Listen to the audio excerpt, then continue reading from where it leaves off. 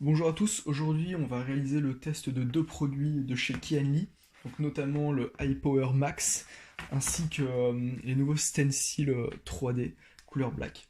Donc, tout d'abord on va voir le iPower Max, donc tout simplement le iPower Max en gros si vous voulez c'est un câble qui permet de relier votre alimentation jusqu'à la carte mère de vos téléphones. Donc dans la boîte, on retrouve tout simplement le bloc principal qui va gérer l'alimentation en gros. Donc il y a ici 4 prises USB et ces 4 prises USB correspondent aux câbles qui sont juste ici. Donc on a 4 câbles avec des prises USB. Donc ce qui est très pratique, c'est qu'on peut mettre 4 types de connectiques différents. Donc par exemple iPhone 5S, iPhone 6, iPhone 7 et iPhone 8 par exemple, sans changer de câble à chaque fois qu'on veut changer de carte mère. Donc ça c'est très pratique. Aussi, ce qui est très pratique, c'est qu'il y a ici un bouton Power. Donc par exemple, vous êtes à la recherche d'un court-circuit, et donc il faut démarrer le téléphone, et grâce à ce petit bouton, ça évite de devoir remettre la carte mère dans le châssis pour allumer le téléphone. On peut l'allumer directement à partir d'ici, c'est vraiment très pratique. Donc, on a 4 câbles qui sont livrés, comme je viens de le dire. Les câbles sont, sont dénudés au bout. On va venir les souder à des petits connecteurs qui sont juste ici, également livrés avec. Donc on va les ouvrir. Ok.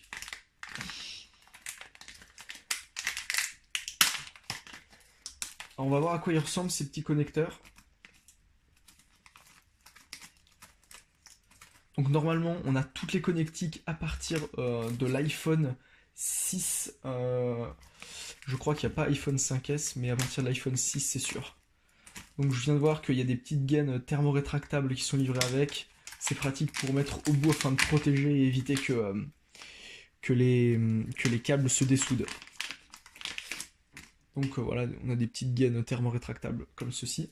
Donc nous, ce qui nous intéresse, c'est les connecteurs qui sont juste là.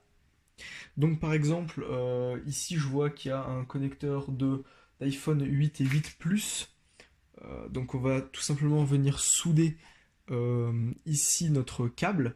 Et pour ce faire, derrière la boîte, il y a ce qui correspond en termes de couleur et en termes d'alimentation. Donc on voit par exemple que le rose c'est pour le VCC, le noir pour le GND, etc.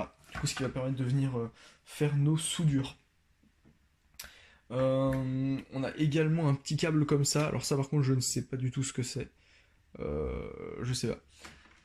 Donc une fois qu'on a soudé nos petits connecteurs, on va pouvoir les brancher à notre alimentation. Donc ce que je vais faire, c'est que je vais réaliser quelques soudures pour les connecteurs afin qu'on teste l'alimentation. Donc là, je suis en train d'étamer mes pads qui vont venir recevoir les fils adaptés en gros. Donc là, il me reste ensuite à souder les fils et j'aurai fini un connecteur. Donc j'ai branché mon iPower Max à l'alimentation juste là-haut. Donc ce qui est cool, c'est que on a un bouton d'alimentation directement ici, ce qui fait qu'on n'a pas besoin d'à chaque fois couper l'alimentation et ça c'est bien pratique. Du coup ce qu'on va faire c'est qu'on va tester le bouton Power qui est directement dessus. Du coup là je viens d'allumer l'iPower Max et là je vais cliquer donc sur le bouton qui est juste ici et on remarque que l'iPhone s'allume et ça c'est vraiment pratique.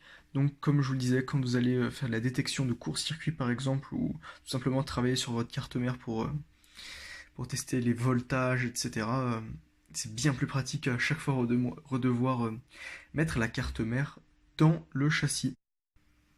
Donc si je résume les avantages de ce câble d'alimentation par rapport aux autres, donc premièrement ça va être le bouton Power directement intégré dessus. Donc ensuite ça va être la multiplicité des câbles, donc comme je vous ai montré on peut mettre jusqu'à 4 câbles USB.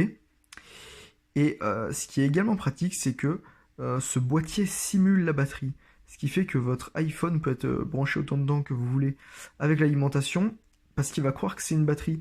Avec les câbles classiques où il y a juste le câble, donc ceux en général qui sont blancs, ça va être compliqué parce que votre iPhone va rebooter car il va détecter qu'en gros c'est pas la batterie qui est dessus et pour lui ça va être une erreur.